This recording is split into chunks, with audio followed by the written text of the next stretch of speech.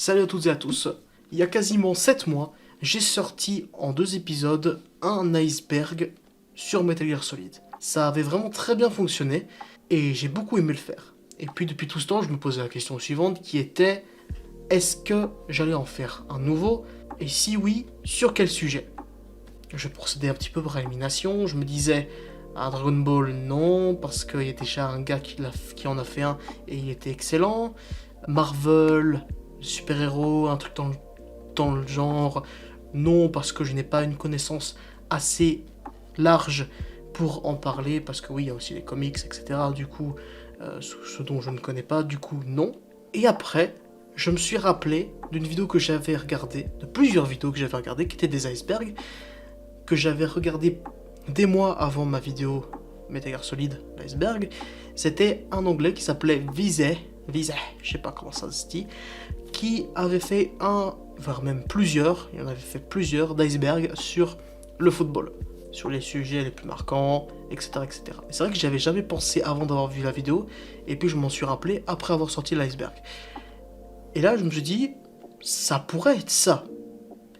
J'ai fait récemment quelques petites recherches et je voyais qu'un Français avait fait déjà un iceberg avec sur 2 épisodes qui duraient chacun une dizaine de minutes. Et puis j'avais trouvé que c'était pas mal, que le montage était vraiment très bien, mais que les sujets étaient par moments un poil survolés et que c'était un peu court aussi. Et là, je voulais vraiment faire à l'image de mon iceberg sur Metal Gear, c'est-à-dire faire vraiment une vidéo longue et surtout on parlait des sujets en détail et avec une belle petite ambiance et puis avec ma petite patte artistique. Patte qui est d'ailleurs très absente. Ah, c'est vrai que j'ai tendance à parler longtemps dans les intros, mais j'arrive pas. J'arrive pas à parler moins. Je suis toujours obligé de vous parler, de poser le contexte comme il faut. Mais maintenant, c'est fini, on va attaquer l'iceberg. Voici l'iceberg en question qui s'affiche juste là. Du coup, au niveau du classement des sujets, je vais procéder comme la façon dans les normes des icebergs, c'est-à-dire à la fois les plus connus et les moins sombres. Ça peut être aussi des anecdotes, des trucs dans le genre. Et plus on descend, moins ce sera connu. Et surtout, ce sera des sujets beaucoup plus dark, sombres. Là, ça va pas simplement être des théories de Metal Gear ou tout ça, en mode ouais, allez, c'est bien mignon. On essaie de faire d'un truc flippant, mais c'est pas trop flippant. Non, là, ça va vraiment l'être. On va parler de mort, on va parler d'accidents. Allez, commençons donc avec la première strate, le ciel. Ciel, tu ne l'avais pas dit que c'était une magicienne. Ouais, à chaque fois que j'étais en train de faire les sujets, d'écrire la vidéo, les sujets pour le ciel, j'avais pas arrêté d'avoir cette musique en tête, du coup, j'ai tenu à faire cette blague. Bref, commençons avec le premier sujet, la main de Dieu. On est la Coupe du Monde 1986, un match Argentine-Angleterre. Ce match-là, l'Argentine va le gagner 2-1. Avec déjà un magnifique but de Maradona qui dribble tout le terrain, toute la défense de l'Angleterre, tous les joueurs de l'Angleterre, et un autre but. Un but qui marquera de la main, tout simplement. Ah, il n'y avait pas la VAR à l'époque. Hein. Ça va du coup être une controverse, ça va être un scandale pour les Anglais évidemment, et puis plus tard, Maradona se justifiera en disant que c'était en fait la main de Dieu. Et aujourd'hui, c'est le sujet le plus mythique de l'histoire du foot. Et après ça, l'Argentine se qualifiera, ira jusqu'en finale et gagnera la Coupe du Monde. Coup de boule. Ah bah là aussi, sujet connu d'absolument tout le monde. Vous connaissez très bien ça, mais évidemment, on va en parler parce qu'il faut en parler. On est en finale de la Coupe du Monde 2006, France-Italie, temps réglementaire 1-1, but évidemment Panenka légendaire de Zidane, et de l'autre côté, une but de la tête de Materazzi. Du coup, vu que ça se finit 1-1 au temps réglementaire, évidemment, prolongation. Et en plein milieu de la prolongation, à un moment donné, on voit Materazzi qui est à terre. Tout le monde se pose la question de ce qui s'est passé, et puis on voit le replay. Zidane a donné un coup de boule avec sa tête à Materazzi. Et du coup, hein, dès qu'on voit ça, évidemment c'est un scandale absolu. Hein, dans nos têtes, on se dit mais comment ça? Comment a-t-il pu faire ça? Et du coup, bah évidemment, expulsion, et on a cette fameuse image de Zidane qui marche à côté de la Coupe du Monde, la tête baissée, Et voilà. C'est l'un des événements les plus tragiques, les plus surprenants, choquants. J'imagine pas le choc des gens à l'époque. Moi, je me souviens pas, j'avais 3 ans et demi. J'avais 3 ans et demi. À part chier dans des couches, je pensais pas à ça, moi. Et du coup, évidemment, ça ira jusqu'au tir au but. Et puis, victoire de l'Italie. Bon, pour vous les Français, j'imagine que ça a dû être quelque chose de... Voilà, c'est quelque chose d'un mauvais souvenir. Moi, ça me fait plaisir parce que je suis d'origine italienne et l'équipe italienne, c'est la nation que je supporte. Et comme je l'ai dit au début, la Juventus, c'est le club que je supporte. Comme ça, vous avez le contexte, parce que par moment, on parlera de certains sujets où vous verrez que je ne serai pas très objectif dû à mon côté supporter. Les youtubeurs foot FR. Alors là maintenant, j'ai décidé de faire ça dans cette première strate de l'iceberg, c'est de parler de sujets nostalgiques qui nous ont tous marqués, à vous et moi, si vous traîniez déjà sur YouTube à l'époque en 2016. Ce sujet sert à rendre hommage à tous les youtubeurs foot FIFA de l'époque de 2016, 2017, 2015, 2014, etc., etc. Alors sur le YouTube francophone, ça a commencé surtout avec les youtubeurs FIFA, tels que Psycho17, Yomax, Prime, Vinsky, même Pfut. Et en fait, maintenant qu'on y pense, tous les youtubeurs foot ont commencé avec du FIFA, et certains d'entre eux ont évolué vers de nouveaux contenus, et de nouveaux noms également à travers les années sont apparus, tels que BizBiz avec ses app images, qui fait toujours des vidéos aujourd'hui, Was Freestyle, Vinsky qui a évolué son contenu en faisant du foot, IRL, et Pfut également avec sa série des 90, et aujourd'hui il est sur Twitch et fait partie des streamers les plus reconnus. En youtubeurs qui aujourd'hui font du FIFA, il y a Skinra, qui est le seul youtubeur FIFA que je regarde, et il y a encore d'autres noms que vous connaissez très certainement qui ont existé ou qui existent encore. S'il y en a que j'ai pas cité, n'hésitez pas à me les citer en commentaire. Certains sont encore là, certains ont quasiment disparu, voire même totalement disparu, et je voulais absolument leur rendre hommage. Et je vais faire une transition, rendant hommage à un autre type de contenu qui était sur le foot, mais c'était pas simplement un youtubeur qui se filmait en train de parler de foot ou quoi, c'était un type de contenu que je vais simplement résumer par Ali au top.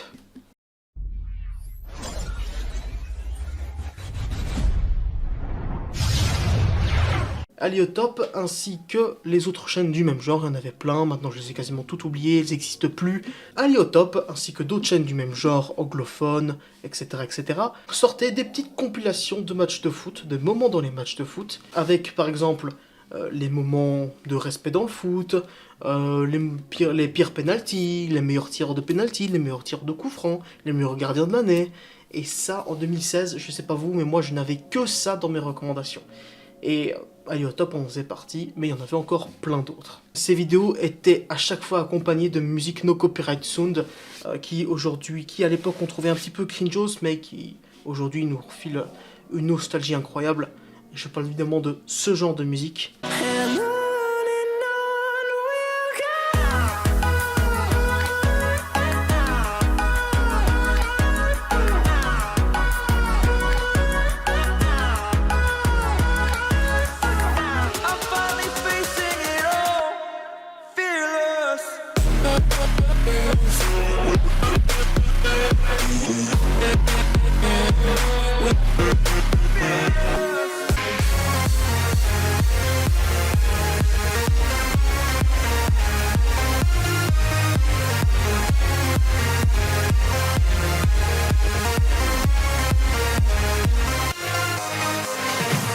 Et vu que Ali au top et les autres faisaient un petit peu également des vidéos en mode triste, les moments de respect, de fair play, les moments les plus tristes, les adieux des footballeurs les plus tristes, et ils mettaient des musiques tristes, comme celle-ci qui est très légendaire aujourd'hui.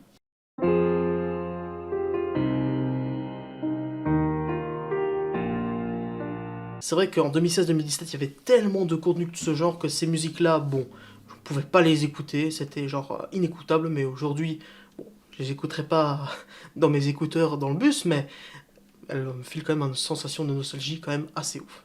Aujourd'hui, Ali au top, il est toujours sur YouTube, mais il fait plus du tout ce genre de contenu, vu que aujourd'hui, c'est direct striké par YouTube quand tu mets des extraits de matchs de l'UEFA ou quoi. D'ailleurs, je ne sais pas comment est-ce que je vais faire pour, par moment, illustrer mes propos dans cette vidéo quand je vais parler de matchs de l'UEFA justement, par exemple. Je pense que soit je mettrai simplement des images, soit je mettrai des vidéos mais vraiment floutées, en étant sûr que je me fasse pas bloquer ma vidéo, parce que ce serait assez casse-pied.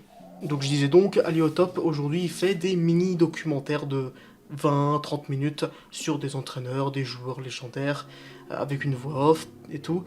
Et c'est devenu très bien aujourd'hui. Mais cette époque-là, on s'en souviendra à jamais. Brésil-Allemagne 2014. C'est, je pense, la correction dans un match de foot la plus connue de tous les temps. Coupe du Monde 2014, demi-finale. Le Brésil reçoit à domicile. On se rappelle que cette Coupe du Monde se passe au Brésil. Ils reçoivent à domicile l'Allemagne. Depuis le début de campagne, l'Allemagne est simplement très très forte, même si en quart de finale, l'Algérie avait un peu essayé, quasiment réussi à gêner l'Allemagne un petit peu. Mais personne ne peut les arrêter, ils sont beaucoup trop forts. Et le Brésil, depuis le début, est porté énormément par Neymar et certains défenseurs. Mais, match précédent, Neymar s'est fait une grosse blessure. Et du coup, il ne sera pas là pour ce match. Et Thiago Silva a été suspendu le match d'avant. Du coup, il ne sera pas là pour ce match. Là où les 2-3 premières minutes, c'est assez équilibré. Après, l'Allemagne marque le premier but. Et là, c'est un enchaînement. L'Allemagne enchaîne les buts, but sur but, et 5-0 à la première mi-temps, et puis deuxième mi-temps, 2 buts de Schürrle, et le but d'Oscar du côté du Brésil, pour l'honneur. Fin de match, 7-1 pour l'Allemagne. Ce score a été marquant parce qu'on est quand même dans une demi-finale de Coupe du Monde, on n'est pas dans un match de district, on n'est pas sur un match féminin, on est sur un match de demi-finale de Coupe du Monde, Allemagne-Brésil. Brésil, l'équipe qui reçoit. Ce qui nous a marqué, c'est ça. Et également, les extraits. Pendant le match, on n'arrêtait pas de nous montrer la réaction des supporters brésiliens qui étaient simplement démolis. Ils pleuraient. Ils pleuraient. C'est une vraie humiliation, que ce soit pour l'équipe ou pour les supporters. Et également les larmes de David Luiz, qui s'était excusé auprès des supporters.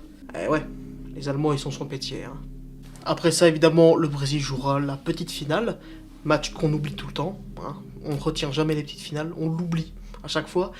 Et celle-là plus particulièrement parce qu'ils perdront en phase de tir au but face aux Pays-Bas.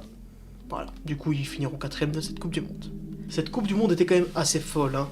Entre ça, entre la révélation de James, le parcours de la Colombie, entre l'Argentine, le parcours, la finale qu'a perdu Messi, c'est assez fou. Et puis également l'Italie qui s'est fait pour la 2e fois consécutive éliminée en phase de poule avec le match Italie-Uruguay, avec la fameuse morsure de Suarez sur Chiellini.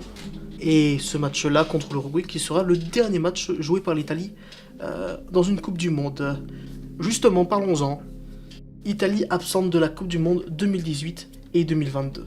L'Italie, c'est l'une des nations dans le football les plus légendaires.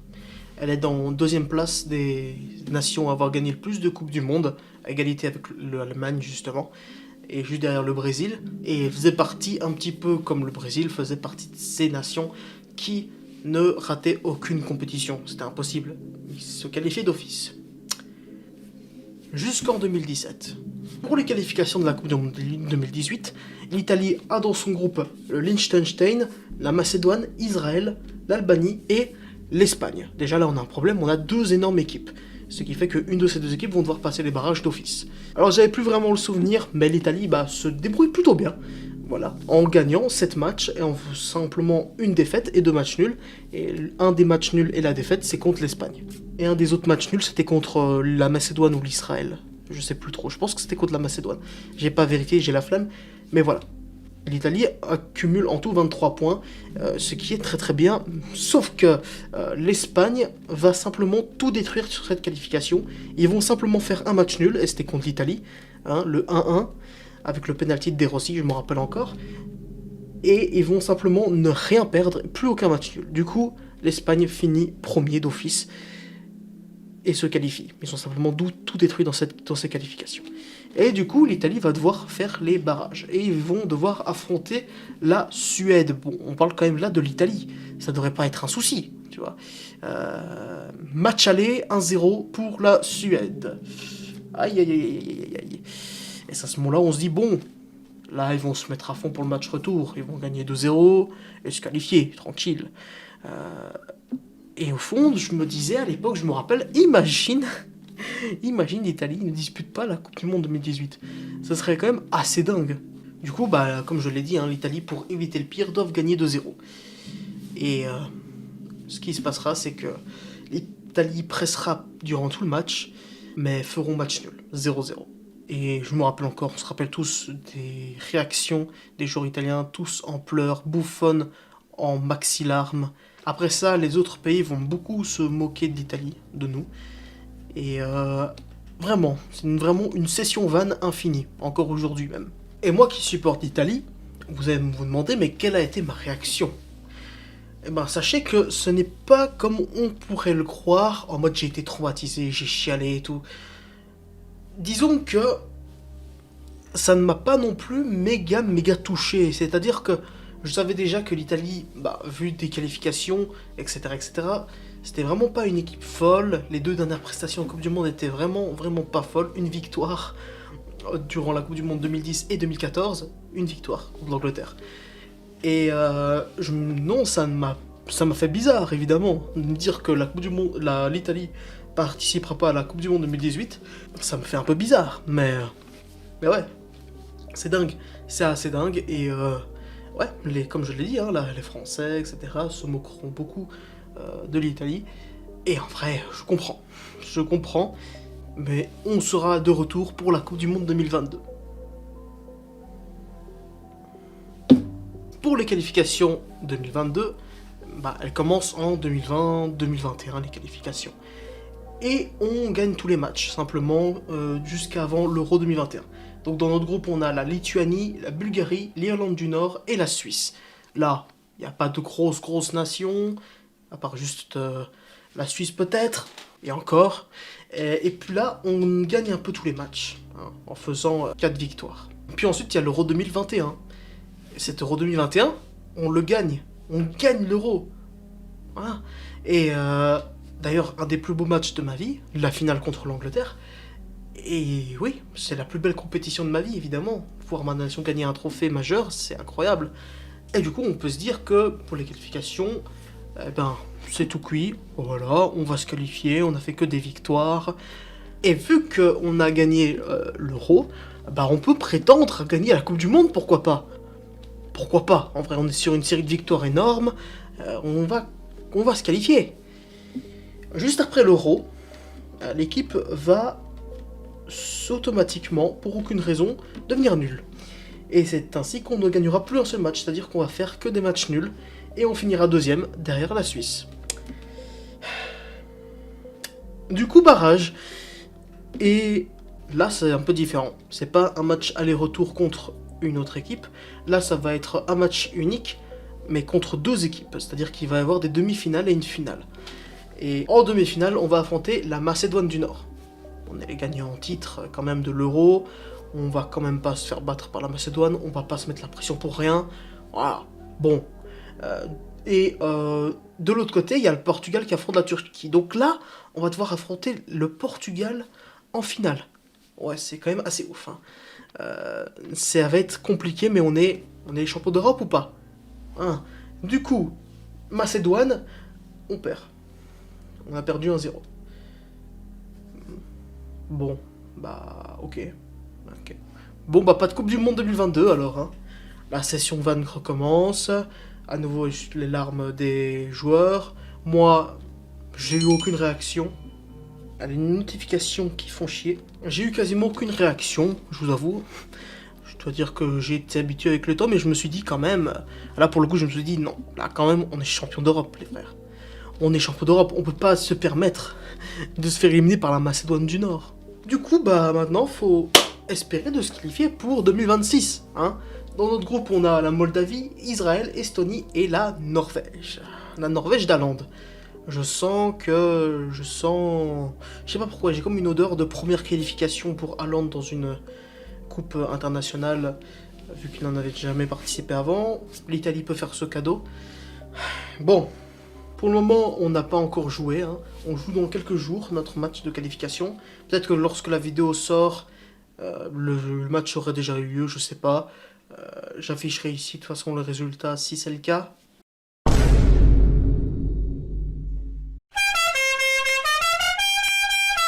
En tout cas, ils ont déjà joué 2 matchs et fait 6 points, la Norvège. Et puis là, quand même, allez, qualifions-nous. Enfin, après 12 ans. 12 ans après ça. Après 12 ans d'indisponibilité, c'est bon, à un moment donné, qualifions-nous, quoi. La remontada. Alors, quelle remontada, vous allez me demander? Bah, l'originale, celle de mars 2017. Mais d'abord, on remet le contexte.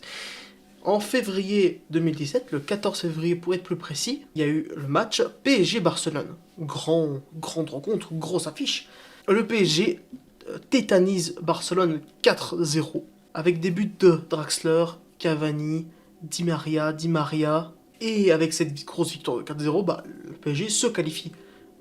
Tu peux pas ne pas te qualifier après avoir gagné 4-0 le match aller, même si le match retour est à l'extérieur, surtout avec 100% de chance. Ce sont les chiffres de l'UEFA à l'époque, 100% de chance. Du coup, ils vont se qualifier tranquille. Ensuite, entre le match aller et le match retour, les supporters et même les joueurs de Barcelone croyaient beaucoup en une remontada. Ils utilisent ce terme-là, la remontada, qui veut dire remonter en espagnol. Waouh, c'était vraiment très compliqué à savoir ça. Et puis dans le même temps, il y a cette vidéo avec Matuidi, Verratti, Draxler et Meunier autour d'une table en train de manger une pizza, et puis ils sont en train d'imaginer un scénario où ils perdent 5-1, et ils sont en mode ouais non, je pense ça va le faire, en faisant des rires un peu nerveux comme ça. On peut commencer à se poser la question, à se dire, oula, ça commence à puer là. Des déclarations des joueurs de Barcelone en mode on va le faire, on va gagner 5-0, tout ça. Impossible, c'est quasiment impossible, c'est improbable. 0% de chance de probabilité, d'après l'UEFA. Jour de match au Camp Nou, et dès le début, Barcelone met un but de Suarez. Et moi, quand j'étais devant le match, je me suis dit, à ce moment-là, au fond de moi, je me suis dit, ils vont le faire. Puis ensuite, 2-0, 3-0, mais ensuite, but de Cavani. Et là, il n'y a quasiment plus aucune chance. Ils vont quand même pas gagner 6-1. Coup franc de Neymar, penalty de Neymar. Et puis là, on est à la toute dernière seconde. Et là, Sergio Roberto qui vient mettre le 6e but. Et qui élimine le PSG après qu'ils aient gagné 4-0 à l'aller. C'est une humiliation totale. Les joueurs du PSG ont été nullissimes. Les supporters du PSG, les Parisiens, vont évidemment dire ouais, l'arbitrage, c'est vrai que par moment, l'arbitrage a eu une décision sur une ou deux actions un peu litigeuses, mais moi je trouve que parfois c'est un peu trop exagéré. Et par moments c'est totalement explicable. Je rappelle qu'il n'y avait pas la VAR à l'époque. Donc non, pour moi je pense qu'il n'y a absolument pas de vol, pas d'arbitre payé comme les gens le faisaient croire à l'époque. Non, il y a eu juste à un moment donné Suarez qui a simulé une faute, enfin Suarez qui a simplement simulé et qui ont eu penalty par la suite. Il y a vraiment que ça comme grosse erreur d'arbitrage. Après les autres choses, c'était assez explicable, mais il faut savoir se remettre en question et il faut aussi se dire que c'est pas normal de se prendre 6 buts et que la performance des Parisiens était vraiment catastrophique. Ils se sont vraiment fait dessus. Vraiment, ils se sont fait dessus, et ça, n'importe quel Parisien lucide peut l'admettre. Et du coup, suite à ce match-là, sera inventé le terme remontada. À chaque fois qu'une équipe remontera un score, on dira c'est une remontada. C'est grâce à ce match-là. Ensuite, Barcelone, bah, on les a battus 3-0. Voilà, bon, c'est pas... Et puis on s'est pas fait remonter, le match retour a fini 0-0. Voilà, quoi. Matuidi, femme. Ça va peut-être dire quelque chose à des gens, je vais peut-être rappeler un souvenir lointain.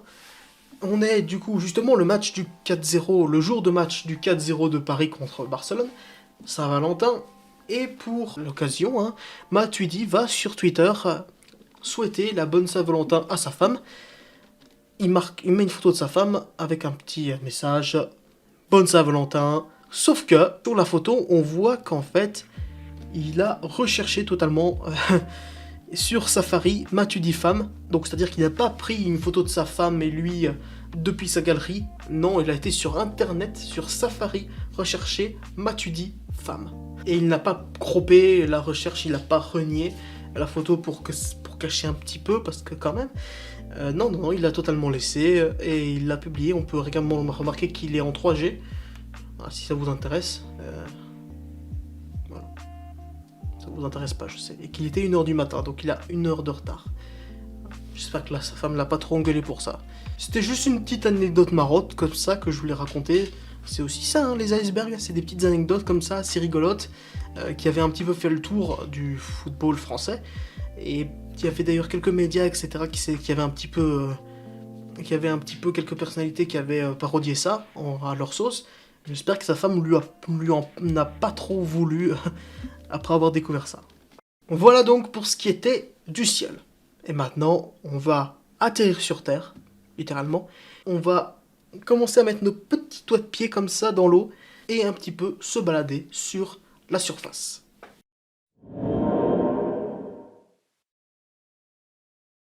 Liverpool-Milan 2005. On est en 2005, c'est la finale de la Ligue des Champions qui oppose un grand AC Milan qui avait gagné le titre il y a 2 ans, ainsi que Liverpool avec quelques petites légendes quand même, hein, entraînées par Benitez, qui était une très bonne équipe, mais c'était pas sur le papier la grande favorite. Hein. Et ça va se confirmer. Le grand AC Milan avec toutes les légendes que vous pouvez imaginer, Kaka, Nesta, Crespo, Maldini, Pirlo, Gattuso, Dida, bref, ils sont tous là. Et dès la première minute, ça va se confirmer, hein, coup franc, et puis but de Maldini dès la première minute, et ensuite doublé de Crespo. Fin de la première mi-temps, ça met tout le monde d'accord, 3-0 pour l'AC Milan à la 45e. Déjà, cette finale met déjà tout le monde d'accord, le Milan sont les patrons. Du coup, on peut déjà dire que le match est fini. Eh ben non! La deuxième mi-temps commence, les minutes passent, et à la 54e, Gérard met un but de la tête. 2 minutes plus tard, Smisher marque un autre but, et à la 60e minute, penalty pour Liverpool. Xabi Alonso s'élance, Dida arrête, mais marque quand même. Fin du temps réglementaire, 3-3. Prolongation, ça ne donne rien. Penalty, le gardien de Liverpool fait une belle séance en arrêtant plusieurs penaltys, dont celui de Andrea Pirlo, ainsi que Shevchenko, ce qui permet à Liverpool de gagner sa 5e Ligue des Champions de son histoire. On peut dire que ce match, ça a été à la fois une énorme douche froide, que ce soit pour Milan ou pour Liverpool. À la mi-temps, Liverpool se pensait battu, humilié, mais ont finalement gagné. Et l'AC Milan se pensait déjà gagnant du titre, et finalement ils perdront. Ouais, ce match-là est dit comme étant la plus belle de toutes les finales, le plus beau match de l'histoire de la Ligue des Champions. Je comprends, franchement je comprends, si j'avais été là, franchement j'aurais vibré.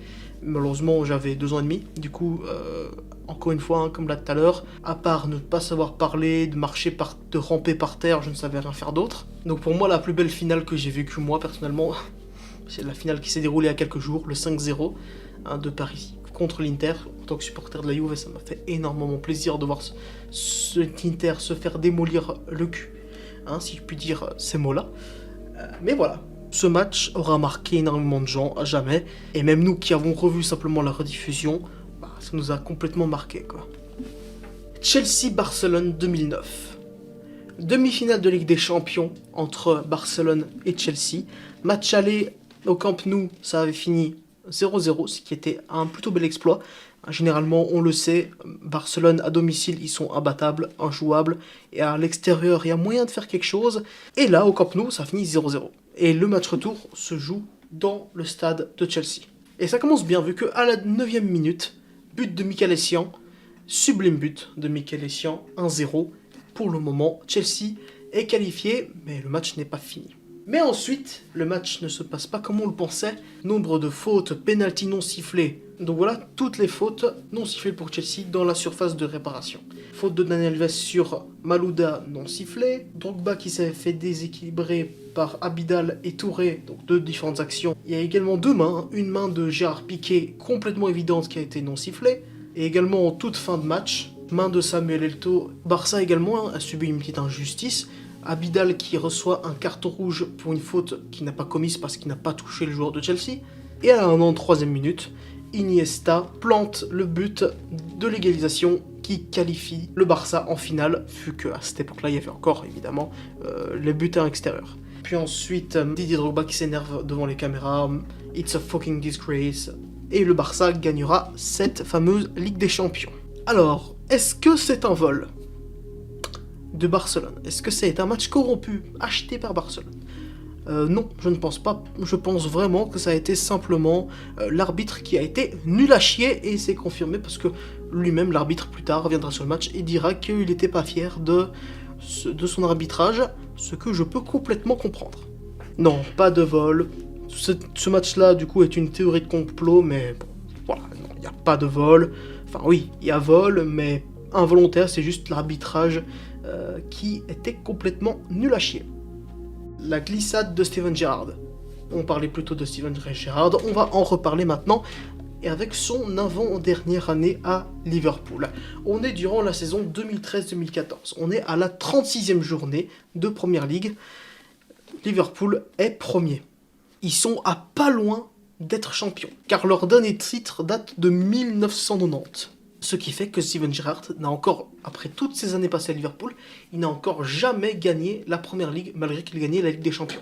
Du coup, cette 36e journée, à un moment donné, Steven Gerrard a le ballon, mais il glisse. Il glisse pour on ne sait quelle raison, et le joueur de Chelsea, Dembaba, va récupérer le ballon et marquer. Et ensuite, ils mettront un autre but, et Liverpool perdront 2-0.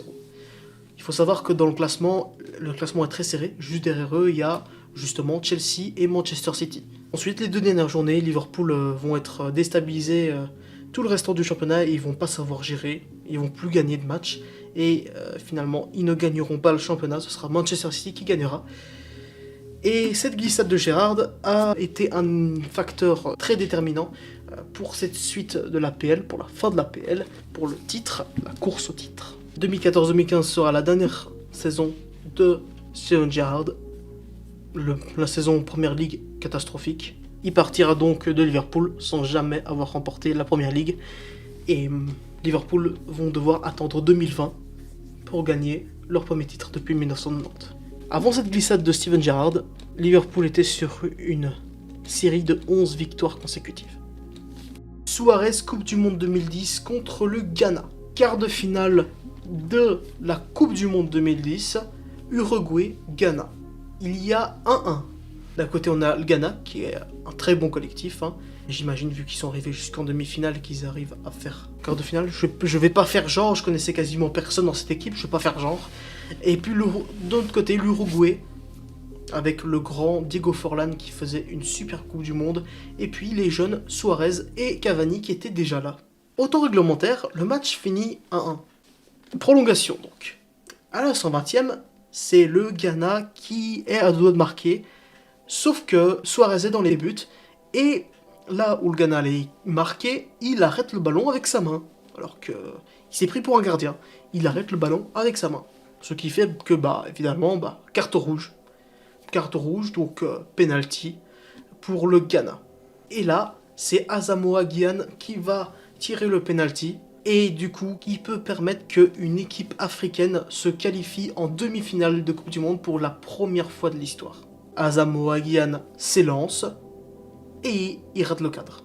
Il n'avait qu'une seule chose à faire et il n'a pas réussi. Et de loin, Suarez qui était en train de regarder le penalty et qui est content après ça. Mais du coup, après ça, c'est les séances de tir au but et l'Uruguay gagnera. Et le Ghana sera donc éliminé. Donc ouais, d'un certain côté, on peut dire que l'Uruguay s'est qualifié en trichant, un petit peu, en quelque sorte. Mais c'est ça le foot, malheureusement, le foot c'est comme ça. Et Suarez a vraiment été un génie, pour le coup. Suarez, entre ça et la morsure en 2014 sur Chiellini, voilà. Baggio, finale de Coupe du Monde 1994. Alors ça va vraiment être le dernier sujet qui va parler d'un événement, d'un match, qui se passe vraiment dans le sport. Après ça, on va parler que quasiment des sujets extra-sportifs, comme ça vous êtes prévenus. Alors, Coupe du Monde 1994, la finale, c'est Italie-Brésil, une grande équipe brésilienne. Je vais pas citer de nom, je vais pas faire genre, encore une fois, je connais quasiment personne à part Cafu. Et également une très grande équipe italienne avec notamment Antonio Conte et par-dessus tout, Roberto Baggio qui est la star. Et qui est très certainement également l'un des meilleurs attaquants de l'histoire de l'Italie, avec Francesco Totti et Alessandro Del Piero. Le match se finit au temps réglementaire 0-0. Prolongation, ça ne donne rien. Du coup, penalty. Alors c'est plutôt équilibré tout au long. Le premier tireur de l'Italie et le premier tireur du Brésil vont rater leur penalty, et puis ensuite ils vont réussir, plusieurs fois d'affilée. Le Brésil marque, et puis le joueur italien rate. Puis le Brésil marque à nouveau, et là, Baggio s'élance, ils l'ont mis en dernier en cas de dernier recours. C'est Baggio qui doit mettre ce penalty, mais s'il le rate, l'Italie a perdu la Coupe du Monde. Mais il va quand même pas rater, c'est quand même Baggio. Il rate complètement le cadre, et le Brésil est champion du monde. Et Baggio restera quelques secondes, quelques minutes, debout comme ça en regardant le sol, qui doit affronter la réalité que à cause de lui, le pays a perdu. C'est vraiment une fin très très tragique, enfin c'est pas une fin, mais c'est vraiment très tragique, parce que après ça, il n'aura plus jamais la chance de gagner la Coupe du Monde, et ça aurait également traumatisé Baggio jusqu'à la fin de sa vie, encore aujourd'hui. Le Calciopoli. Alors là, on va parler d'une grosse affaire. Ouais. En 2006, on était juste avant la Coupe du Monde. La Serie A est l'un, voire le meilleur championnat du monde. Vraiment, le niveau est extraordinaire. Et là, en 2006, la Juve avait gagné le championnat pour la deuxième fois consécutive. Mais, il nous sera révélé, quelque temps après le titre, éclatera une affaire appelée le Calciopoli, éclaté à cause d'un appel téléphonique dévoilé. On entendait Moggi, le président de la Juve, en train d'essayer d'acheter des matchs. Et il n'y a pas que la Juventus qui est impliquée dans ce scandale, il y a également la Fiorentina, l'AC Milan, la Lazio et Regina. Tous ces clubs-là ont acheté des matchs, ont essayé d'acheter des arbitres pour qu'ils soient avantagés. Et tous ces clubs-là étaient impliqués, et la Juventus était le club qui était le plus impliqué dans ces équipes. Le 14 juillet, il y aura un verdict, une sanction pour les clubs, que je vais vous lire juste là, et je vais vous faire un petit tableau. Pour l'iceberg de Metal Gear Solid, j'avais fait un tableau avec la chronologie des jeux, et je vais faire pareil.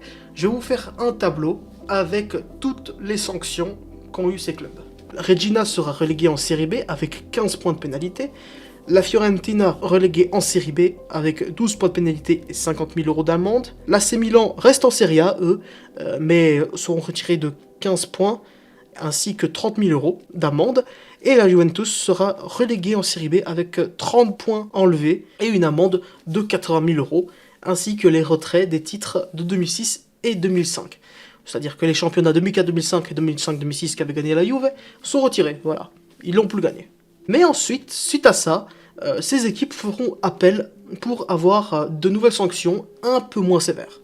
Alors déjà, pour commencer, la Fiorentina, la Regina et la Lazio restent en Serie A. Ils ne descendent pas en Serie B, et la Fiorentina écopera de 19 points de pénalité, ainsi qu'une amende de 120 000 €, et ils ne pourront plus pas participer à la compétition européenne de l'année prochaine. Regina, eux, resteront en Serie A, mais auront une amende de 100 000 €. La Lazio ont 11 points de pénalité et 120 000 € d'amende, et eux non plus seront interdits de Coupe d'Europe. Et l'AC Milan, eux, auront 8 points de pénalité, 100 000 € d'amende, et eux vont devoir passer les barrages de la Ligue des Champions, et pas directement qualifier en Ligue des Champions. Ça ne les perturberont pas trop, vu que ils vont gagner la Ligue des Champions juste l'année d'après, donc tant mieux pour eux. La Juventus reste en Série B, mais avec 9 points de pénalité et une amende de 120 000 €, et toujours les retraits des titres de 2005 et 2006. Et d'ailleurs, celui de 2006, ils vont pas simplement annuler le titre, ils vont le donner à l'Inter, tout simplement, grâce au procès. Donc l'Inter a gagné un championnat au tribunal, et pas sur le terrain. C'est ce qu'on aime bien dire, en tout cas nous supporters. Ils ont été assez généreux, la fédération italienne. Et oui, comme vous pouvez le constater, l'Inter n'a eu absolument aucune sanction. Ils n'ont eu simplement aucune sanction. Très honnêtement, les petits amis, est-ce que vous pensez vraiment que l'Inter est tout blanc? Moi, ça m'étonne un petit peu. C'est-à-dire que tous les plus gros clubs sont impliqués, mais l'Inter, non. Non, ils ont rien fait. Tranquille. Pourquoi est-ce que je pose la question? Je voulais pas parler de ça à la base. Je voulais pas parler du fait qu'ils avaient aucune sanction. Moi, à la base, je voulais juste parler du fait qu'ils ont eu le titre au tribunal, et rien de plus. Mais, juste après l'écriture de la vidéo, avant le tournage, eh ben, vous êtes peut-être pas passé à côté, mais ActuFoot ont publié un tweet concernant une potentielle affaire dont l'Inter pourrait subir énormément. Et je vais vous lire ce tweet en détail. Hop, l'Inter Milan est en plein cœur d'un énorme scandale financier.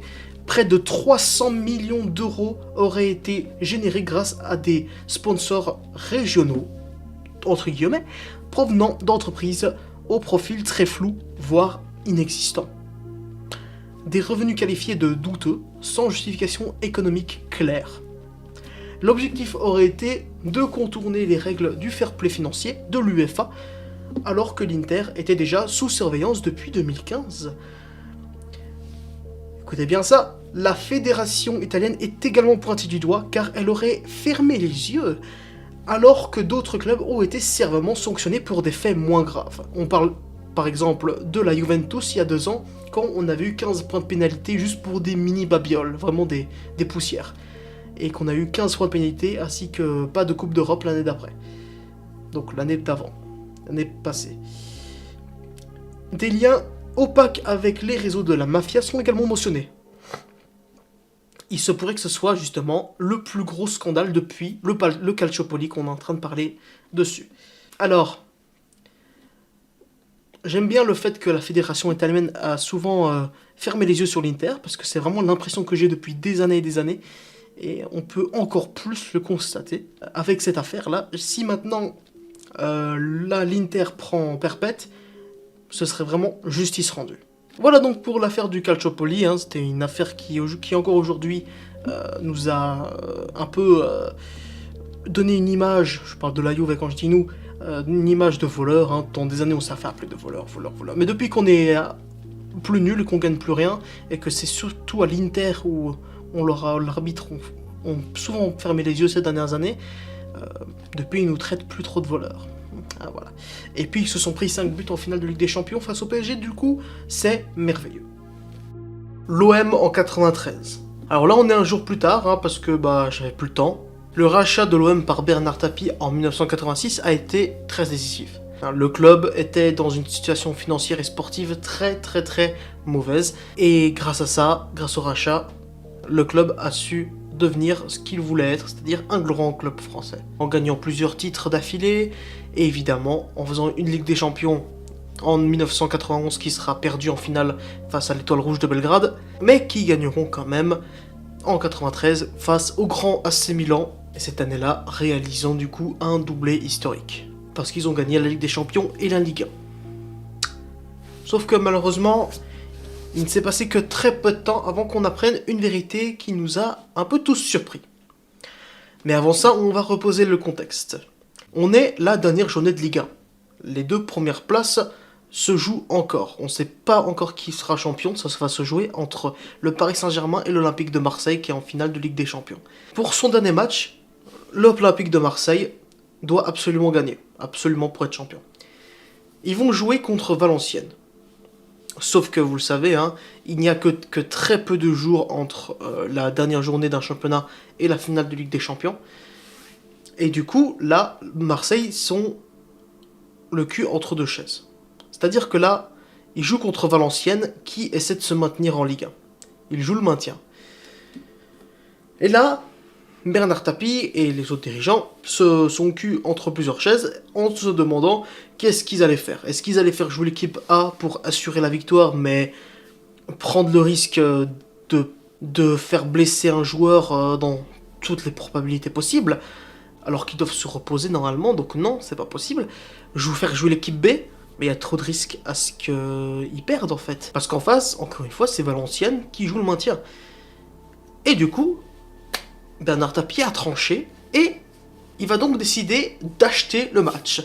Il va filer un beau paquet de pognon aux défenseurs et au joueur général. Hein. Voilà, il a vraiment acheté le match pour tout simplement lever le pied, hein. Alors pas au sens littéraire du terme, hein. On va pas lever le pied comme ça, mais vous voyez pas mon pied, c'est normal, mais tout simplement faire exprès d'être un peu nul, quoi, on va dire, hein.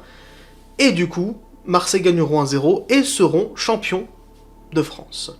Sauf que l'un des défenseurs a dévoilé ce secret, l'a avoué, et ensuite il a fallu attendre quelques mois quand même avant qu'il y ait vraiment un genre de procès, et donc du coup la Ligue 1 gagnée par Marseille sera retirée. Du coup le titre de champion sera retiré cette année-là, et puis une ou deux saisons d'après, ils seront descendus en Ligue 2, un peu comme la Juve en 2006.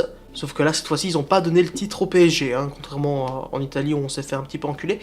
Je suis toujours pas objectif.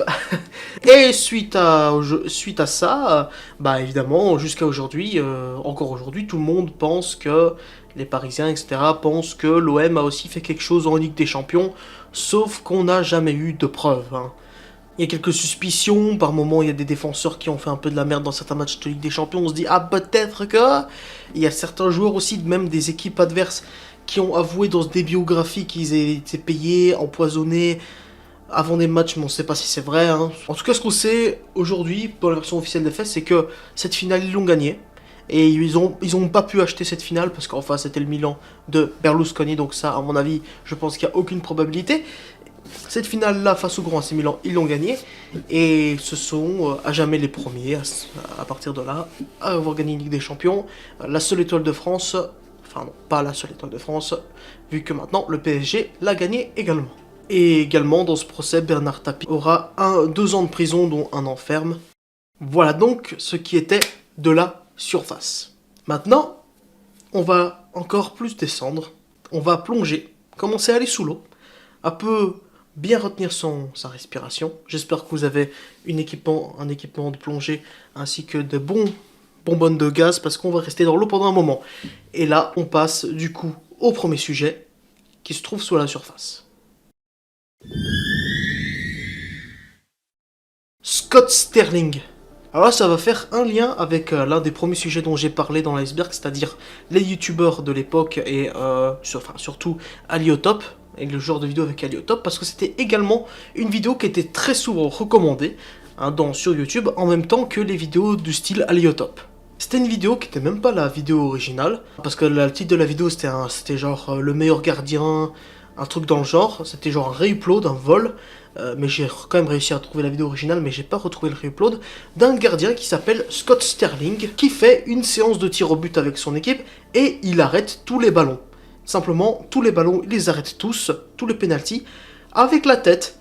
Et au fil des ballons qu'il arrête avec la tête, et ben à chaque fois, il est plus en plus blessé, il a des cocards, il saigne de plus en plus, à la fin il arrive même plus à se tenir debout, il se tient sur une chaise, puis ensuite carrément il reste par terre et il arrête quand même le ballon avec sa tête, et à la fin il est rempli, son visage est vraiment rempli de sang quoi. Alors cette vidéo là, c'est une vidéo parodique, hein, c'est une parodie, c'est un sketch, et moi quand j'avais 14 ans, j'y croyais, je pensais que c'était vrai.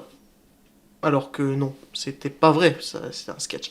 Toute personne ayant un minimum une capacité de bien penser aurait su que c'était un sketch. Sauf que en regardant la vidéo aujourd'hui, encore plus. À cette époque-là, je croyais à pas mal de choses que je voyais sur YouTube. Et ça en faisait partie. À la base, je voulais également en parler dans le sujet avec Aliotop et autres. Mais je me suis dit que ça avait pas vraiment sa place là, et je préférais le faire vraiment un sujet à part, et je voulais absolument en parler, et le mettre sous la surface était pas mal, vu que c'était un poil moins connu, même si c'est vrai que vous êtes tous, je pense, tombés sur cette vidéo-là un jour à l'époque. Et du coup, est-ce que vous aussi, vous pensiez que c'était vrai, ou est-ce que vous avez direct capté, vous étiez intelligent? Dites-le moi. Bon, c'est vrai que quand on la regarde aujourd'hui, c'est évident, mais à l'époque, quand on était un peu plus enfant, on sait pas, hein. La vuvuzela. Alors la vuvuzela, c'est un instrument, même si je pense pas qu'on puisse appeler ça un instrument, c'est une genre de petite trompette comme ça, et que quand tu souffles très fort dedans, ça fait un bruit comme ça. Ouais, c'est un peu bizarre comme bruit, hein. Ça fait un peu mal aux oreilles, quoi, ce truc. C'est-à-dire que j'écouterai pas une compilation de 10 heures de ça, disons.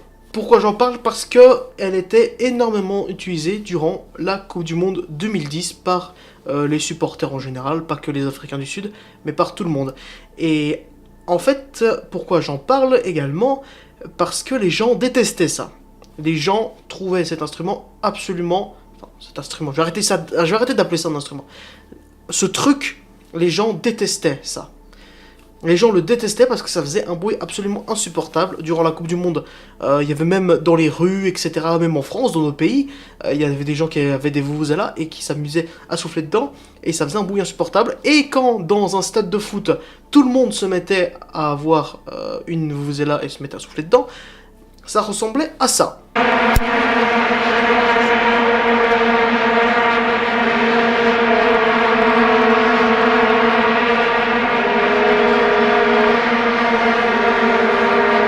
On dirait qu'il y a une épidémie de moustiques dans le stade. Voilà, c'est tout ce qu'on peut dire là-dessus. Moi, je vais pas avoir grand-chose à dire personnellement, vu que vous savez, comme je l'ai dit un petit peu avant, en 2010, je regardais vraiment pas le foot. Hein, je regardais vraiment rien du tout. Moi, je pensais juste à jouer avec des jouets et jouer à la Game Boy. À part ça, j'en avais rien à foutre du foot. Et du coup, ce sujet ne me touche absolument pas, mais ça a traumatisé, si je puis dire, énormément de gens. Voilà, ça a fait casser la tête à beaucoup de gens. Et du coup, voilà. Tony Chaperon, ça va nous rappeler des souvenirs à nous, francophones, qui avons entendu parler de ça H24. Déjà, je veux préciser, vu que maintenant je viens de le dire, pourquoi je dis francophone? Parce que je ne suis pas français, hein. Je suis belge, et du coup, ça permet de pas mélanger toutes les nations. Voilà, c'est juste une question de pratique. Tony Chaperon, c'était un arbitre. C'est un arbitre de Ligue 1, majoritairement. Et durant la date du 14 janvier 2018, durant un Nantes-Paris Saint-Germain, il va, dans le plus grand des calmes, tacler un joueur de Nantes, Diego Carlos. Alors, Diego Carlos était en train de faire un retour défensif. Et il était en train de reculer. Et Tony Chaperon pensait qu'il était en train de le provoquer, apparemment. Et c'est pour ça qu'il aurait fait ce tacle. Et il avait déjà un carton jaune, Carlos. Et il lui a donné un deuxième jaune. Voilà, du coup, carton rouge. L'arbitre, Tony Chaperon, a donné un carton rouge à un joueur après l'avoir taclé. Et c'est l'arbitre qui l'a taclé. Alors après ça, il va être évidemment sanctionné, l'arbitre. Hein. Il a eu quelques mois de suspension, mais malgré ces quelques mois de suspension, il a décidé d'arrêter sa carrière d'arbitre. Et aujourd'hui, il est consultant chez Canal+. Hein. Ouais, ça avait fait vraiment un bad buzz énorme. Il y avait même des gens qui s'étaient amusés à modifier le Wikipédia en écrivant combattant UFC, des trucs dans le genre. C'était un petit peu rigolo et voilà. Ça, c'était une histoire vraiment qui a marqué la dernière décennie en France, en Ligue 1. L'Islande à l'Euro 2016. L'Islande à l'Euro 2016 est l'une des plus grandes épopées qu'on ait pu voir, les plus incroyables. Tout simplement, c'est la toute première participation de l'Islande à l'Euro 2016. Première fois de leur vie qui se qualifient pour une compétition majeure. Dans les phases de poule de l'Euro 2016, ils arrivent deuxième derrière la Hongrie et devant le Portugal, devant l'équipe qui gagnera 7 euros. Déjà ça, c'est ouf. Ils arrivent, dès leur première qualification, leur première participation, ils arrivent à atteindre les huitièmes et ça, c'est déjà fou. Et en huitième, ils vont affronter l'Angleterre. On se dit déjà, bon, belle participation pour l'Islande, ça va s'arrêter là, c'est l'Angleterre, c'est l'un des favoris quand même. Ils vont éliminer l'Angleterre 2-1. Évidemment, chez les supporters islandais, ça va être une fête incroyable, évidemment. Et pour l'Angleterre et les supporters anglais, ça va être une honte absolue. Hein. C'est quand même une assez grosse honte de se faire éliminer par l'Islande, alors que t'es l'un des favoris. D'ailleurs, il y avait le youtubeur qui faisait les icebergs, là, auquel je me suis inspiré. Il en a parlé de son expérience personnelle, on voit, il a été anglais, hein, et il a parlé de quand l'Angleterre s'est fait éliminer par l'Islande, et c'est vrai que, ouais, ça a dû être dur hein, pour les Anglais. Du coup, ils éliminent l'Angleterre en 8ème, et ils accèdent du coup au quart de finale. Bon, au quart de finale, ils vont se faire éliminer 5-2 par la France. Mais quand même, ça reste quand même un super parcours. Malgré cette élimination, tout le monde retiendra uniquement une chose, c'est le parcours magnifique, l'épopée qui était l'Islande. En 2016, il n'y avait pas que l'Islande qui avait fait un super beau parcours pour une première qualification. Il y avait une autre nation, et c'était les Pays de Galles. Là aussi, hein, les Pays de Galles, l'Euro 2016, c'est leur toute première participation de leur histoire. Ils sont dans un groupe où il y a l'Angleterre, justement, et ils finissent devant l'Angleterre. Décidément, l'Angleterre, ils ont vraiment pas de chance. Hein. Donc, 8e de finale pour les Pays de Galles. En 8e, ils éliminent l'Irlande du Nord. Assez facile, on va dire. Hein, voilà, c'est un des pays des Royaumes-Unis. Bon, allez, easy. Quart de finale, maintenant, ça va être du sérieux. Ils vont affronter la Belgique, qui ont de très grands joueurs. C'est le début, vraiment, d'une grande équipe qui est en train de se construire en Belgique, avec des joueurs qui font une grande compétition, surtout Nainggolan. Justement, le match commence. Nainggolan marque un super but lointain. 1-0 pour la Belgique. Mais les Pays de Galles remporteront le match 3-1 en éliminant la Belgique. Là aussi, hein, les Belges l'ont assez mal vécu, ça. C'était vraiment mal vécu. Et ensuite, les Pays de Galles atteindront les demi-finales face au Portugal. Bon, là, évidemment, le Portugal vont les éliminer, mais de peu. Hein, ils vont les éliminer, pas avec un énorme score. Et du coup, les Portugal finale, puis ils gagneront. Donc les Pays de Galles, hein, j'ai oublié de préciser au début, je le précise maintenant, pays de Gareth Bale, évidemment. On était tous contents pour lui, pour Gareth Bale, qui, avec son pays, arrive à participer pour la première fois à l'Euro, et puis arrive jusqu'en demi-finale. C'est quand même des parcours qui sont vraiment excellents, et on est toujours très content de voir des si petites nations comme ça gagner, aller aussi loin. Et c'est des choses qu'on voit un poil moins, un petit peu avec la Géorgie l'année passée, mais ça n'a pas duré très longtemps. Ali Dia. Alors là, on est sur une histoire qui est vraiment, mais complètement folle. Ali Dia, c'était un joueur de foot, si on peut appeler ça comme ça, sénégalais, et la particularité avec lui, c'est qu'il était nul. Nul à chier. Il était très nul. Il était vraiment mauvais. Le foot, c'était pas son domaine de prédilection. Mais il voulait absolument jouer dans un gros club, hein, avoir un beau petit salaire, un beau truc. Et du coup, ce qu'il va faire, c'est que va appeler le président de Southampton à l'époque, et il va lui dire tout simplement qu'il est le cousin de George Weah. Donc pour vous dire, hein, l'histoire se passe en 1996, un an après que George Weah était Ballon d'Or. Et donc du coup, Ali Dia disait être le cousin de George Weah, tout simplement, à travers un appel téléphonique. Et même un peu plus tard, il va faire croire, il va faire genre qu'il prend la voix de Weah, en faisant croire que c'est Weah qui parle, et qui dit « Oui, lui c'est mon cousin, faites-le signer ». En disant que c'était un joueur du Paris Saint-Germain, et qu'il a joué déjà plusieurs matchs avec le Sénégal, et qu'il fallait absolument qu'il vienne au club. Et là maintenant, le président de Southampton ne voulait rien savoir du tout. Il n'a pas voulu faire d'essai, quoi que ce soit, il a directement fait signer un contrat, et voilà, il a un contrat dans un grand club comme Southampton à l'époque. Durant un match de Premier League, il va rentrer en cours de jeu. Et puis là, il n'y a plus aucun doute, hein, il est super nul. Après une cinquantaine de minutes jouées, il sera sorti et il sera après viré du club, évidemment, pour ça. Et le président de Southampton s'est senti vraiment humilié après ça, évidemment. Hein. C'était un petit peu la honte. C'est quand même fou d'être un président d'un club confirmé comme Southampton et faire des erreurs comme ça, juste comme ça, avec des coups de téléphone. Tu te fais convaincre comme ça, direct. Et ouais, ça a fonctionné. Hein. Finalement, Ali Dia voulait être quelqu'un de connu, reconnu comme étant un grand joueur pendant quelques secondes. Et bah, il a réussi son coup, vu qu'aujourd'hui il n'a jamais vraiment été oublié, vu qu'encore aujourd'hui on parle de son histoire, et que son histoire est connue comme étant l'un, voire le plus gros canular de l'histoire du foot. Voilà donc pour ce qui était du dessous de la surface. Et maintenant, on va encore un peu plus plonger. Là, j'espère que vous avez équipé vos palmes, parce que là, on va aller encore plus en profondeur. Bienvenue dans les eaux claires.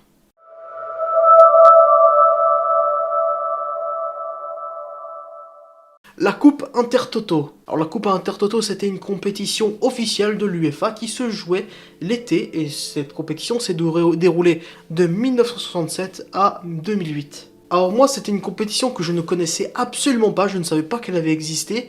Je le sais grâce à la vidéo de Remontada, de la chaîne Remontada sur la Coupe Intertoto. Je vous conseille d'aller voir cette vidéo pour avoir tout en détail. Alors en gros, la Coupe Intertoto, c'est une coupe qui se jouait, une compétition qui se jouait durant l'été et qui permettait aux clubs de milieu de classement de se choper une place qualificative en Europa League. Et je pense que j'ai bien dit compétition européenne, hein, j'ai pas dit une coupe d'Europe, parce que bah à la fin tu gagnes même pas une coupe, tu gagnes un diplôme. Ah, voilà. Sachez d'ailleurs que le format... Ouais, toujours les notifications pour faire chier. Hein. Et il y avait plusieurs vainqueurs. Si j'ai bien compris, il y avait 3 vainqueurs à chaque fois, à chaque compétition. Alors sachez que le pays qui a le plus gros palmarès dans cette compétition, c'est la France. Pourquoi? Est-ce que c'est parce que les équipes françaises étaient largement supérieures aux équipes anglaises, italiennes, etc. etc. Pas du tout. C'est tout simplement parce que justement, les clubs anglais, italiens, espagnols, etc. etc. boycottaient absolument tous cette compétition parce que l'été, ils préféraient plutôt se reposer que de jouer cette coupe. Ce qui fait que la France jouait avec des pays qui ont vraiment des championnats très faibles. Donc c'est pour ça que la France a le plus gros palmarès dans cette compétition. Donc encore une fois, hein, pour savoir tout en détail sur cette compétition que je ne connaissais pas du tout, c'est d'aller voir la chaîne Remontada. C'est une chaîne que j'adore aujourd'hui et puis ils expliquent tout avec énormément de précision évidemment. Aujourd'hui, cette compétition, évidemment depuis 2008, elle n'existe plus et elle a été remplacée par tout simplement les barrages de l'Europa League ainsi que la Conference League. Paul le Poulpe. Alors Paul, c'était un poulpe qui était utilisé par la FIFA pour deviner, en fait, pour prédire le vainqueur d'un match de Coupe du Monde, par exemple. Il a été servi pour l'Euro 2008 ainsi que la Coupe du Monde 2010, et par l'UEFA aussi du coup. C'est-à-dire qu'il mettait deux bocaux, un bocal avec une équipe, et puis un autre bocal avec l'équipe qu'il devait affronter. Et du coup, ce poulpe devait aller dans un des deux bocaux, et celui dans lequel il allait, c'est tout simplement le vainqueur la prédiction du vainqueur du match en question.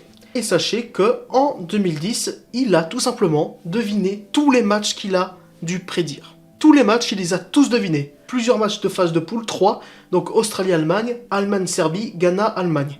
Il les a tous les 3 devinés. Il a deviné également les 8e, quart, demi-finale, petite finale et la finale. Donc c'est-à-dire Angleterre-Allemagne, il a deviné que c'était l'Allemagne. Argentine-Allemagne, il a deviné que c'était l'Allemagne. Allemagne-Espagne, Espagne. Uruguay-Allemagne, Allemagne. Pays-Bas-Espagne, Espagne. Il a tout simplement tout deviné. C'est un poulpe divin. Donc il avait le surnom de l'oracle d'Obersossen, parce que c'est tout simplement là où il vivait. C'est là où se situait son aquarium. Il décédera le 26 octobre 2010, parce que un poulpe c'est pas éternel. Quelques mois après la Coupe du Monde, décédera et voilà. On ne t'oubliera pas. Légende. Mathias Pogba et le chantage.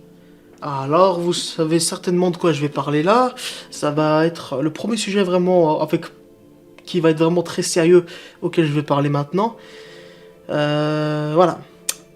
Alors, on connaît pas trop les frères de Paul Pogba. Paul Pogba, grand joueur, on le connaît tous, mais ses frères, on les connaît un peu moins. Florentin, on sait qu'il a joué à un moment donné à Saint-Etienne. Et puis ensuite, t'as Mathias, qui là, on en sait encore moins du tout concernant sa carrière footballistique. Là aussi, il était très nul. Les frères de Paul sont vraiment nuls au foot.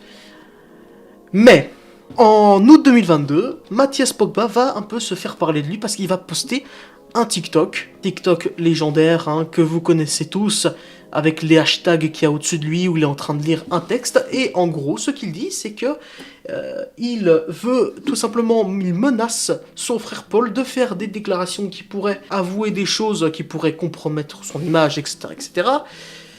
Il va dévoiler quelques trucs, comme par exemple le fait que Paul Pogba a fait appel à un marabout pour mettre du mal, maudire Mbappé. Bon, ce TikTok va se faire énormément parler, et on va énormément parler de ce TikTok dans les médias, sur les réseaux, etc.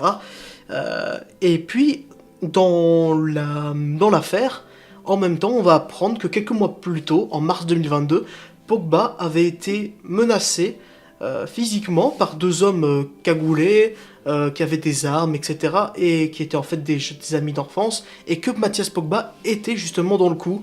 Il n'était pas là physiquement, mais il était dans le coup. Donc ces hommes avaient pris Pogba en otage et lui avaient demandé une rançon de 13 millions d'euros. Pas grand chose, ouais, tout à fait. Et ces 13 millions, ils les auront pas.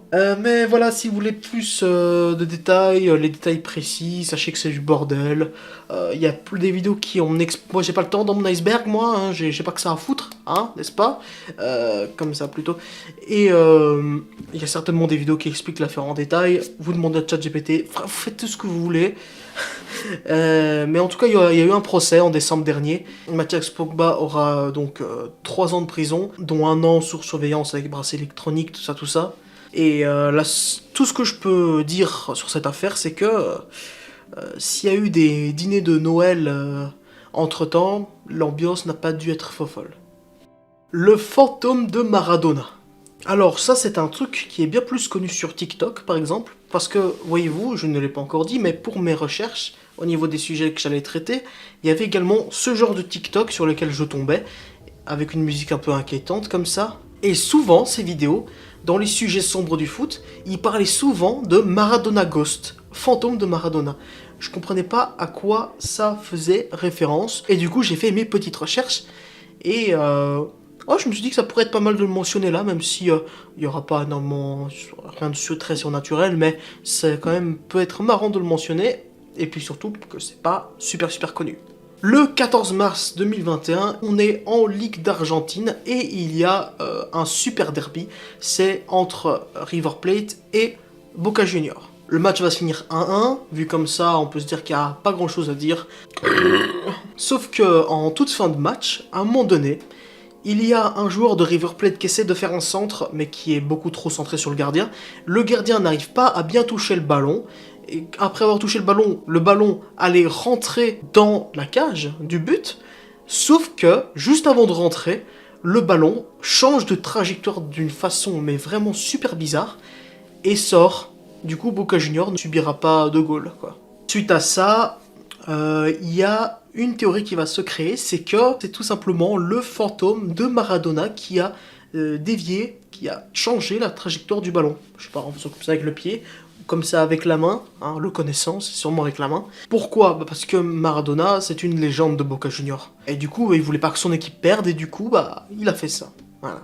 Et puis aussi, ça faisait quelques mois qu'il était mort. Il est mort en novembre 2020, si je me trompe pas. Et le match s'est déroulé en mars 2021. Et ça faisait que quelques mois qu'il était mort. Mais du coup, est-ce que c'est vraiment le fantôme de Maradona qui a dévié le ballon, ou est-ce que c'est une autre explication qui est scientifiquement et physiquement explicable et rationnelle ?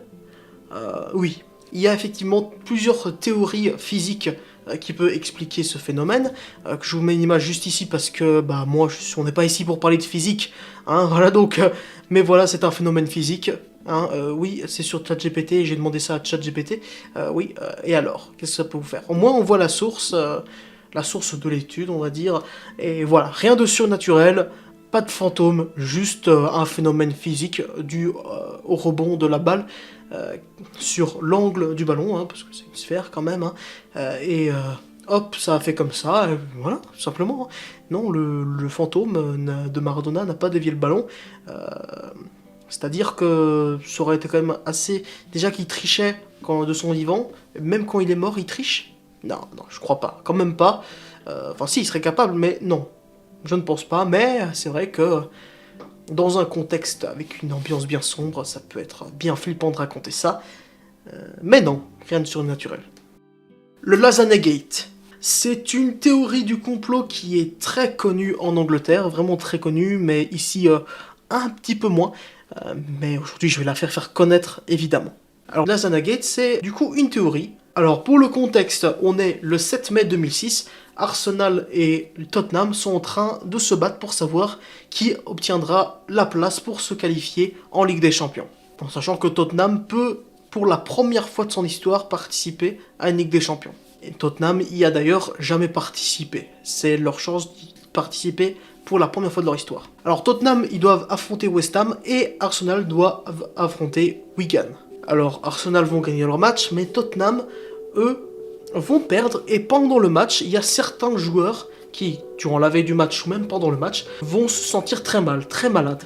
Et à cause du fait que la plupart des joueurs sont malades, ils ne seront pas en état physique de jouer le match, tous, et du coup, Tottenham perdra ce match face à West Ham, et ce sera Arsenal qui va se qualifier.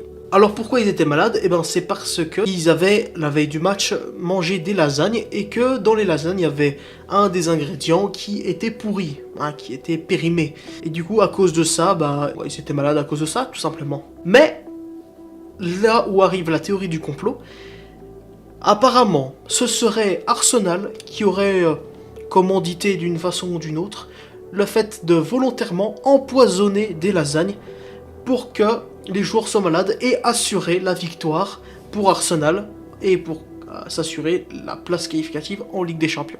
Et suite à cette affaire, il y a eu une enquête et il s'est avéré que les gens soupçonnaient que c'était une intoxication alimentaire et ce n'est pas une, mais c'est apparemment une épidémie de norovirus. Donc c'est un virus gastro-intestinal. Voilà, ce qui est la cause que les joueurs étaient malades. Donc ça, ce sont les faits officiels, mais on peut quand même se permettre de douter, parce que c'est vrai que c'est vraiment un gros hasard, une grosse coïncidence. Pile la dernière journée de Premier League, lorsque il y a une place de Ligue des Champions qui est jouée, et que surtout Arsenal était en finale de Ligue des Champions, il voulait pas prendre le risque de pas se qualifier, comme ça assurer la place, sinon ça aurait été de la honte. Voilà, ce genre de théorie, mais la vérité est que, il n'y a rien. Juste, les lasagnes étaient pourries, quoi, tout simplement. Et d'ailleurs, récemment, pour Tottenham, pour la présentation de leur maillot 2025-2026, ils ont fait une vidéo, et dans cette vidéo, on peut voir au tout début une lasagne périmée, une lasagne avec de la pourriture dessus, avec un petit slogan, qui fait donc référence à l'affaire du Lasagna Gate à l'époque. La malédiction de Benfica. Alors on est d'accord, Benfica, c'est l'une des plus grandes équipes portugaises, avec Porto et peut-être aussi le Sporting Lisbonne. Mais au niveau du palmarès européen, on remarque que Benfica, ils ont gagné simplement 2 Ligues des Champions, et c'était en 1962 et 1963. 1962, c'était face au Barça qu'ils ont gagné, et en 63, c'était face au Real. Real qui, quelques années avant, avait gagné 5 Ligues des Champions d'affilée. Ces 2 Ligues des Champions gagnées à la suite, c'est surtout grâce à l'entraîneur du Benfica, Bela Gutmann.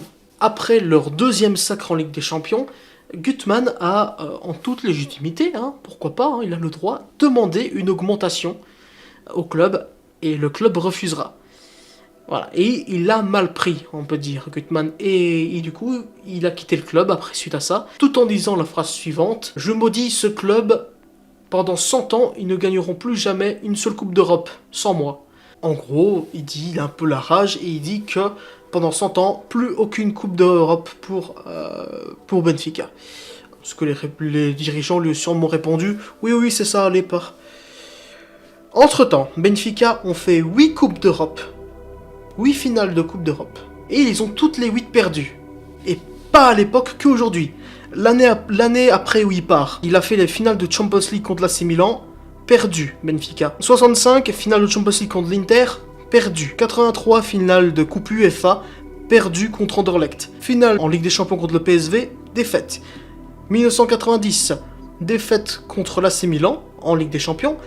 En Europa League en 2013, défaite face à Chelsea, et en 2014, défaite en finale d'Europa League face à Séville. Sachez même qu'à l'occasion, juste avant la finale 1990, Eusebio, qui lui était une légende de Benfica, alors qu'il était déjà à la retraite, etc., en 1990, il est allé, c'est une rumeur, c'est une légende, on ne sait pas si c'est vrai, il aurait été prié sur la tombe de Gutmann pour lui demander de retirer la malédiction pour cette fois-ci. Sachez que la finale de la Champions League cette année-là se déroulait dans la ville dans laquelle il a été enterré. Et apparemment, malgré qu'il ait prié dessus, ça n'a pas fonctionné. Donc ouais, depuis ce sacre en Ligue des Champions, en 62, ils n'ont plus jamais rien gagné. Est-ce qu'il va falloir attendre 2062 ? Peut-être, Si c'est le cas, on peut vraiment se poser des questions. Du coup, nous, on se donne rendez-vous en 1962. Et voilà les petits amis, c'est la fin de l'épisode 1 de l'iceberg. Je sais pas qu'est-ce que ça va donner en montage, j'avais commencé un peu à monter l'intro, j'ai monté l'intro complètement, je sais pas qu'est-ce que ça va donner, mais voilà, j'espère que c'est une vidéo qui a été agréable à regarder pour vous. J'ai pas mal travaillé sur l'écriture, tout ça, et maintenant je vais devoir commencer l'écriture de l'épisode 2. Je vais essayer de prendre mon temps pour que ça soit bien fait, et j'essaie de faire en sorte que ça soit bien à temps. Ouais, j'espère que vous aurez aimé du coup. Et puis nous, on se redonne rendez-vous pour une prochaine fois, pour la prochaine vidéo iceberg, qui sera la 2e et la dernière. À la prochaine les gens.